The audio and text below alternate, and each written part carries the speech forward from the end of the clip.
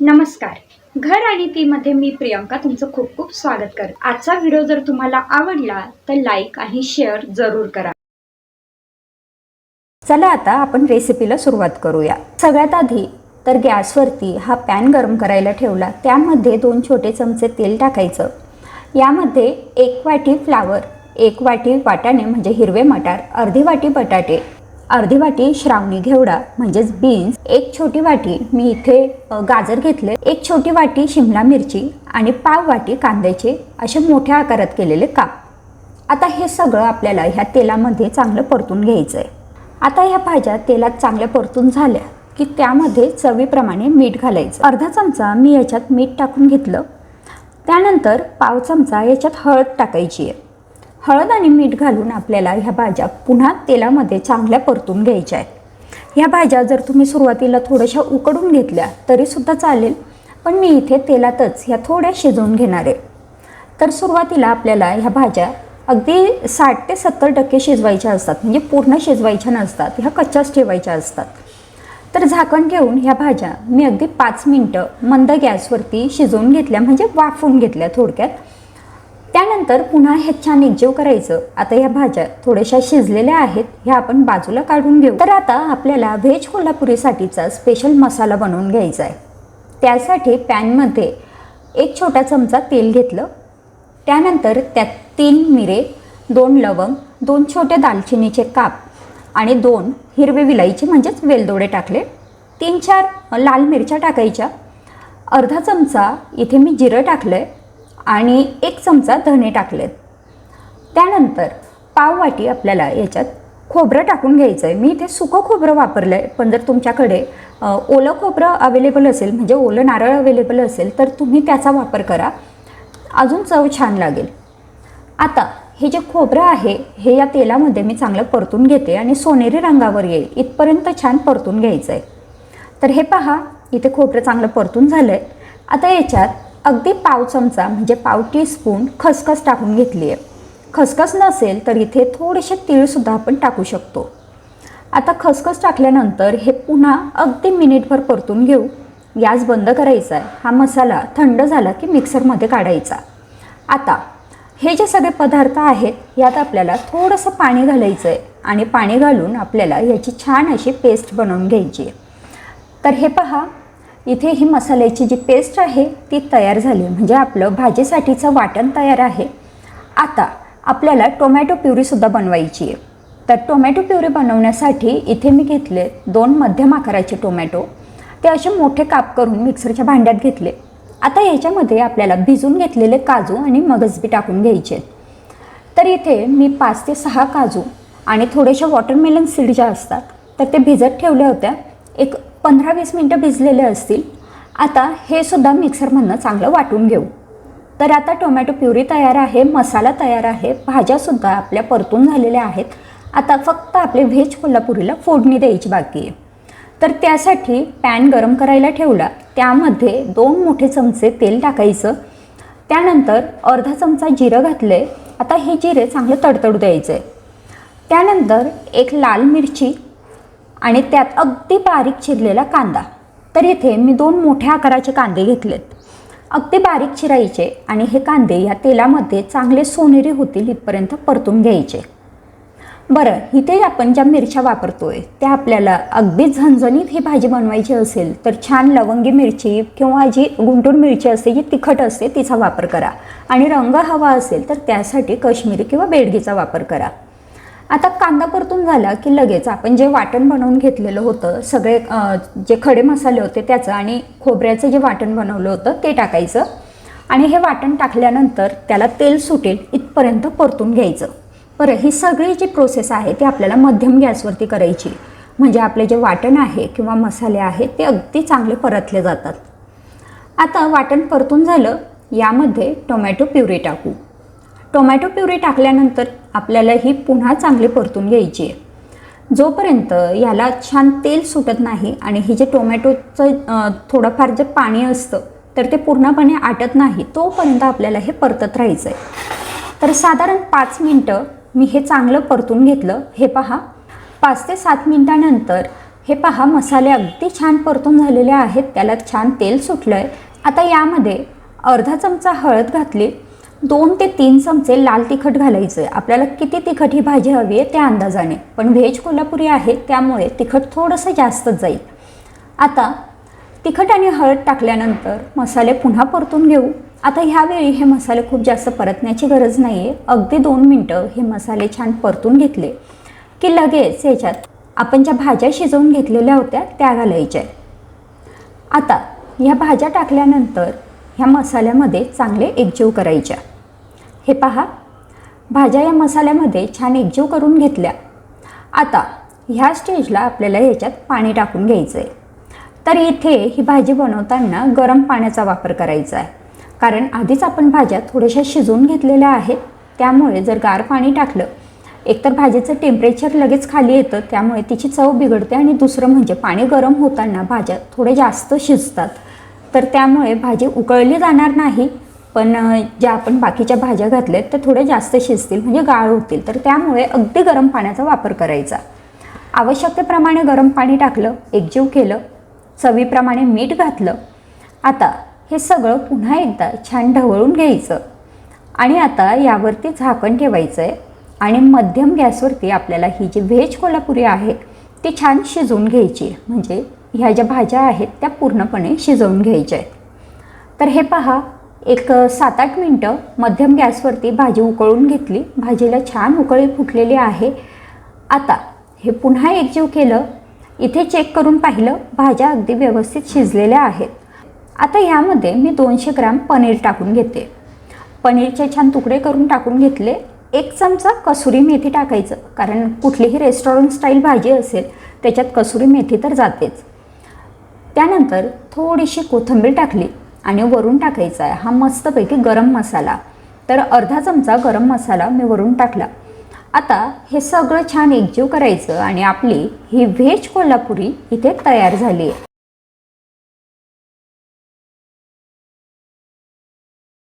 साठी कढईमध्ये 1 मोठा चमचा तेल घेतलं. त्यात अर्धा चमचा जिरे, 1 तमालपत्र, 2 हिरवे विलायची म्हणजेच वेलदोडे, 4 लवंग, 2 मिरे आणि थोडासा दालचिनीचा तुकडा टाकून घेतला.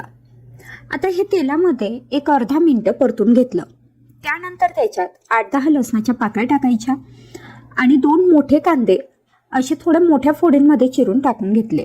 आता हा कांदा सोनेरी रंगावर येईल इथपर्यंत आपल्याला छान परतून घ्यायचा आहे. तर हे पहा, लो फ्लेमवरती परतून घेतल्यानंतर साधारण 5 मिनिटानंतर कांदा हा छान शिजलेला आहे आणि त्याला छान सोनेरी रंग आला आहे.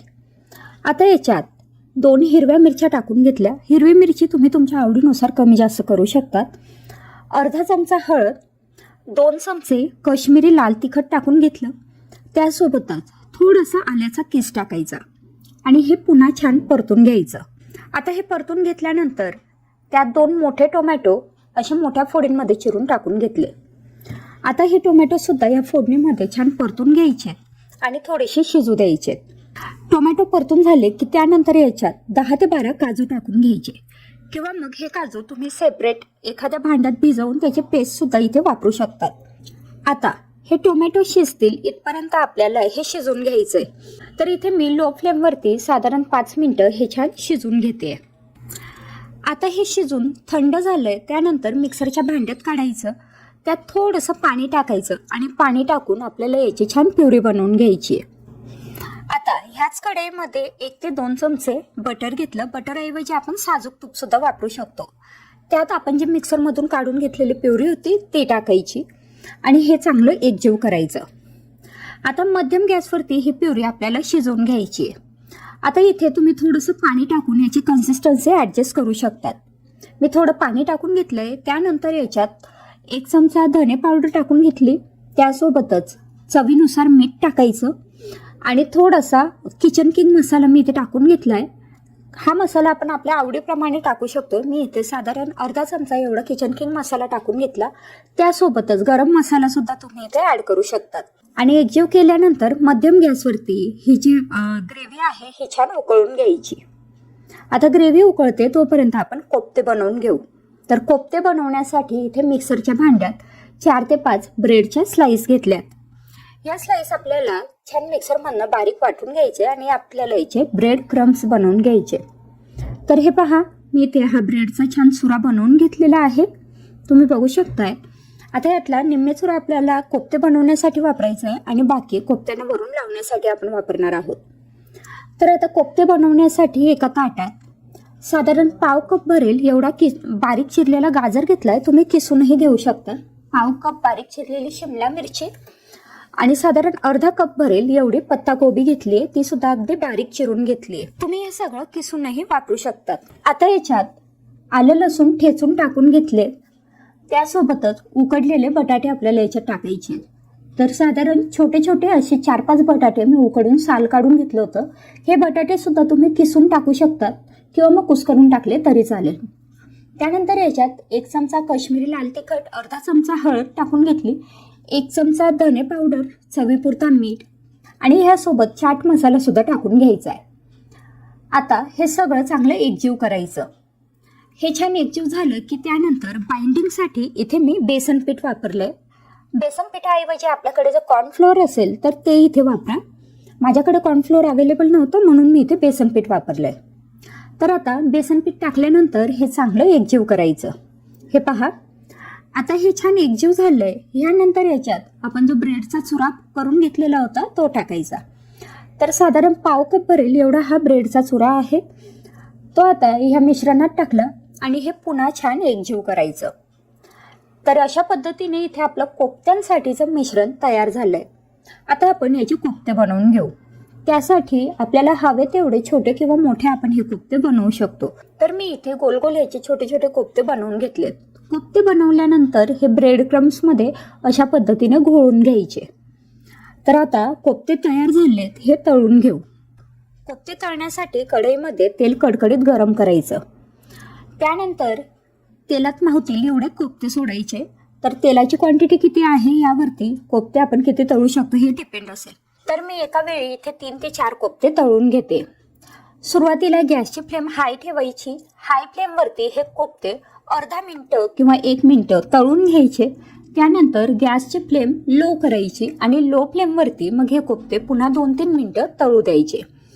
तर हे पहा, अशा पद्धतीने इथे हे कोफ्ते छान तळून झालेले आहे. तर आता हे कोफ्ते मी बाजूला काढून घेते आणि ह्याच पद्धतीने सगळे उरलेले कोफ्ते सुद्धा तळून घेणार आहे. आता इथे आपले कोफ्ते तयार आहेत. एका बाजूला आपली ग्रेव्ही सुद्धा छान उकळली आहे. आता हे कोफ्ते आपण सर्व करू. त्यासाठी एका प्लेटमध्ये 5 ते 6 कोफ्ते घेतले आणि त्यावरती ही मस्त गरमागरम ग्रेव्ही टाकायची. जेव्हा आपण जेवायला बसणार असू तेव्हा ऐन वेळेसच हे कोफ्ते सर्व करायचे. नाहीतर जर तुम्ही हे कोफ्ते ग्रेव्हीमध्ये आधीच टाकून ठेवले तर मग हे जे कोफ्ते आहेत ते सगळे ग्रेव्ही शोषून घेतील आणि थोडेसे मऊ पडतील. तर त्यापेक्षा ऐन जेवणाच्या वेळीच हे कोफ्ते सर्व करा. मशरूम आणल्यानंतर सगळ्यात आधी तर आपल्याला हे स्वच्छ धुवून घ्यायचे. तर 2 पाण्याने स्वच्छ धुवून घेतले. याला बरीचशी माती लागलेली असते, त्यामुळे अगदी स्वच्छ असे धुवून घ्यायचे. त्यानंतर मशरूमचं जे सगळ्यात वरचं साल असतं ना ते आपल्याला काढून घ्यायचं असतं. अगदी पातळ असं हे साल असतं. तर ह्या जे साल असतं ह्याला सगळ्यात जास्त माती लागलेली असते, त्यामुळे शक्य असेल तर हे काढून घ्यायचं, म्हणजे आपल्याला अगदी स्वच्छ असे मशरूम मिळतात. चला तर मग आता ह्या सगळ्या मशरूमचे मी इथे साल व्यवस्थित काढून घेते. व्हिडिओमध्ये दाखवते त्या पद्धतीने काढायचं. हे पहा, इथे आपल्याला अगदी स्वच्छ असं मशरूम मिळालेलं आहे. आता आपल्याला हे मशरूम चिरून घ्यायचे. आता मशरूम चिरताना जर मोठं मशरूम असेल तर एका मशरूमचे साधारण 4 ते 8 काप करायचे आणि अगदी छोटंसं मशरूम असेल तर एका मशरूमचे 2 काप केले तरी चालेल. आणि हो, ही जी शेवटची दांडी आहे ना त्याचा शेवटचा भाग आपल्याला काढून घ्यायचा आहे. आणि मी हे पहा, इथे मी आता हे सगळे मशरूम छान चिरून घेते. आता मशरूम चिरून झालेले आहेत. तुम्हाला हवे तसे छोटे मोठे याचे काप करू शकतात, पण आज आपण जो मशरूम मसाला बनवतोय त्यासाठी मध्यम आकाराचे तुकडे आपल्याला या मशरूमचे हवेत. तर हे पहा, मशरूम छान चिरून घेतला. आता याला आपण मॅरिनेट करून घेणार आहोत. तर त्यासाठी सगळ्यात आधी यामध्ये लाल तिखट, हळद आणि थोडासा किचन किंग मसाला घातला. तिखट आपल्या आवडीप्रमाणे आपण कमी जास्त घालू शकतो. अगदी पाव चमचा कसुरी मेथी घालायची आणि त्यानंतर 2 चमचे ह्याच्यात दही घालायचं आणि हे सगळं चांगलं एकजीव करून घ्यायचं. हे पहा, हे सगळे मसाले मशरूममध्ये अगदी व्यवस्थित एकजीव झाले की त्यानंतर हे आपल्याला 10 ते 15 मिनटं झाकून ठेवायचं आहे, म्हणजे छान मॅरिनेट होईल. तोपर्यंत इकडे आपण कांदा चिरून घेऊ. इथे मी 2 मध्यम आकाराचे कांदे, 5-6 लसणाच्या पाकळ्या आणि थोडासा आल्याचा तुकडा घेतला आहे. हा चॉपरमधनं अगदी बारीक असा चॉप करून घेते. तुम्ही हवं तर सुरीने अगदी बारीक तुम्हाला काप करता येत असतील तर तसेही करू शकतात, किंवा मिक्सरमधनं बारीक केले तरी चालेल. पण खूप आपल्याला पेस्ट बनवायची नाही आहे, अगदी असे बारीक ह्याचे काप व्हायला पाहिजे. त्यासाठी कढईमध्ये 1 मोठा चमचा तेल घेतलं. तेल कडकडीत गरम झालं, त्यानंतर त्यात अर्धा चमचा जिरं घातले. जिरं तडतडलं की काही खडे मसाले घालायचे, ज्यामध्ये लवंग, मिरी, दालचिनी आणि वेलदोडे घातलेत. 2-2 ह्याची क्वांटिटी घेतलेली आहे. आता ही बारीक चिरलेली जे आलं, लसूण आणि कांद्याचे जे काप होते ते ह्या मसाल्यामध्ये घालायचे, म्हणजे फोडणीमध्ये घालायचे आणि चांगले परतून घ्यायचे. हे पहा, कांदा अगदी सोनेरी रंगावर येईल आणि पूर्णपणे तेल सोडेल इथपर्यंत परतून घेतले. त्यानंतर यात 1 मोठा टोमॅटो बारीक चिरून टाकायचा आणि हा टोमॅटोसुद्धा आपल्याला थोडासा मऊ होईल इथपर्यंत ह्या तेलात शिजवून घ्यायचा आहे. हे पहा, टोमॅटो आता छानपैकी शिजलेला आहे. आता याच्यात काही मसाले ॲड करू. सगळ्यात आधी अर्धा चमचा हळद, 1 चमचा लाल तिखट, किंवा आपल्या आवडीप्रमाणे तिखटाची क्वांटिटी कमी जास्त करू शकतो. पण आपण मशरूममध्ये सुद्धा मॅरिनेट करण्यासाठी तिखट घातलं आहे, त्यामुळे इथे थोडंसं कमीच वापरायचं. आता हे सगळं चांगलं परतून घेतलं. त्यानंतर आपले हे जे मशरूम आहेत ते या फोडणीमध्ये टाकायचे. सगळं चांगलं एकजीव करून घ्यायचं आणि हे एकजीव केल्यानंतर आपल्याला आता हे व्यवस्थित शिजवून घ्यायचं आहे. मशरूमचे काप जर बारीक असतील तर मशरूम लवकर शिजतील, थोडेसे मोठे काप असतील तर शिजायला मात्र वेळ लागेल. चवीप्रमाणे ह्यात मीठ घातलं. त्यानंतर हे सगळं एकजीव केलं. मशरूमला आपसुकच पाणी सुटतं, पण तरीसुद्धा आपल्याला आवश्यकता वाटत असेल तर ह्याच्यात आपण थोडंसं पाणी ॲड करू शकतो. मी इथे अर्धा कप पाणी फक्त ॲड केलं आहे. हे सगळं चांगलं एकजीव केलं. त्यानंतर झाकण ठेवायचं आणि हे जे मशरूम मसाला आहे हा अगदी व्यवस्थित शिजवून घ्यायचा. साधारण 10 मिनटं मध्यम आचेवरती हा मशरूम मी छान शिजवून घेतलेला आहे. त्यानंतर 10 मिनटांनी चेक करायचं. हे पहा, आपली इथे भाजी किती छान तयार झालेली आहे, छान तर्री याला आलेली आहे. पण दही घातलं आहे, टोमॅटो घातले, त्यामुळे तुम्हाला जर आवडत असेल तर थोडीशी साखर तुम्ही यात वापरू शकतात, म्हणजे एक छान आंबट गोड चव या भाजीला येईल. पण मी इथे साखर वापरलेली नाही आहे. ही भाजी अशीच खूप छान लागते, अगदी रेस्टॉरंट स्टाईल होते.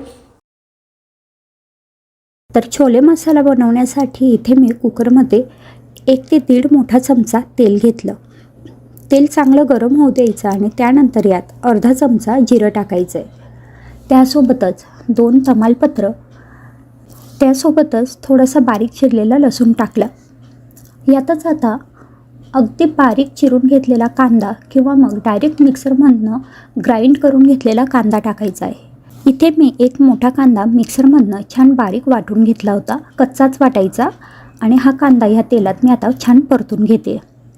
कांदा सोनेरी रंगावरती येईल तोपर्यंत आपल्याला परतून घ्यायचा आहे.